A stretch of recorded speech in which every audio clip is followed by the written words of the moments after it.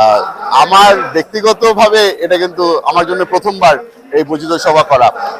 গতবার যখন আমরা কাউন্সিল করেছিলাম সেই সময় আমি নিজে গুম ছিলাম। আমি ধন্যবাদ জানাতে চাই বেগম খালেদা জিয়া এবং তারেক রহমান সাহেবকে। উনি কিন্তু আমি গুম থাকা অবস্থায় আমাকে নির্বাহী কমিটির সদস্য বানান। আমরা প্রথমবারের মতো এখানে এতগুলো বিএনপি পরিবারকে একসাথে পেয়ে অবশ্যই অনেক আনন্দিত, অনেক কষ্টও পাচ্ছি। ছোটকাল থেকে একটা যখন রাজনীতিতে এসেছিলাম সবসময় একটা মনের মধ্যে আশা ছিল যে বাবার পাশে বসে হয়তো কোনো সময় কোনো প্রোগ্রামের মধ্যে থাকতে পারবো, ওই সুযোগটা পাইনি। আওয়ামী লীগ সরকারের সিদ্ধান্ত যেটা ছিল সালাউদ্দিন কাদের চৌধুরীকে হত্যা করার, ওটার পরে এখন মনে তো অল্পটা কষ্ট আছেই। আশা করছি যে ন্যায় বিচার পাবো আমরা। বর্তমানে বিএনপি যেভাবে করে আমাদের পাশে দাঁড়িয়েছি, এখন বাবা হারানোর বেদনাটা অত বেশি আর মনে করি না।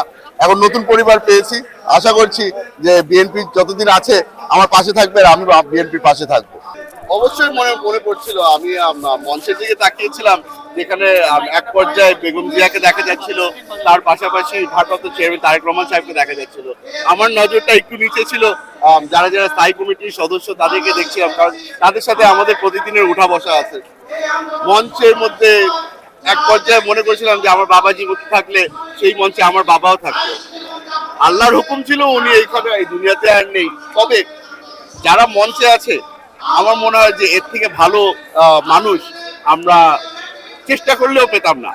যারা বর্তমানে দেশকে নেতৃত্ব দিচ্ছে, আমাদের দলকে নেতৃত্ব দিচ্ছে, এক্সট্রিমলি ফাইন হিউম্যান বিংস, আর তাদের প্রতি আমাদের পুরোপুরি আস্থা আছে।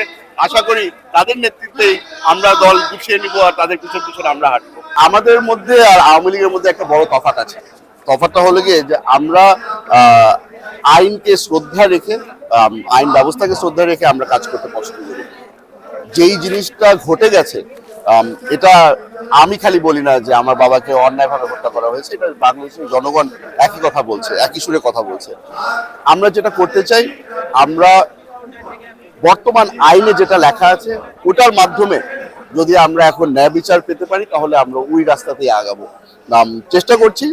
আমি নিজে আইনজীবী না, তবে সিনিয়র আইনজীবীরা যারা আছে তাদের সকলের সাথে আমরা পরামর্শ করছি। আশা করছি কোনো একটা রাস্তা খুঁজে পাবো আমরা। কালার এক্সপার্ট, জর্জ স্যাপ এবং মাইল্ড অন হ্যান্ডস টেকনোলজি সমৃদ্ধ অরিক্স ক্রিস্টাল ওয়াশ আপনার লন্ড্রি এক্সপার্ট। তারেক রহমান সাহেব কিন্তু বারবার করে একটা জিনিস বলেছিল যে আমরা সরকার গঠন করলে সবাইকে নিয়ে আমরা সরকার গঠন করব। এখানে জামাত বিএনপির মধ্যে সংঘর্ষ হওয়ার সম্ভাবনা আমি ওভাবে করে দেখি না। আদর্শিক ভাবে হ্যাঁ, আমাদের কিছু কিছু জায়গায় আমাদের ভিন্নতা আছে, তবে যেটা সকলেই জানে যে বাংলাদেশ জাতীয়তাবাদী দল এবং জামাত ইসলামী কোনোটাই কিন্তু সেন্টার রাইট পলিটিক্স এর মধ্যে বিশ্বাস করে।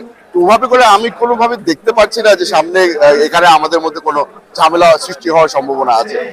যেটা আমরা বলতে চাচ্ছি, বর্তমানে আপনারা জানেন যে নতুন একটা রাজনৈতিক দল গঠন করা হচ্ছে ছাত্রদের।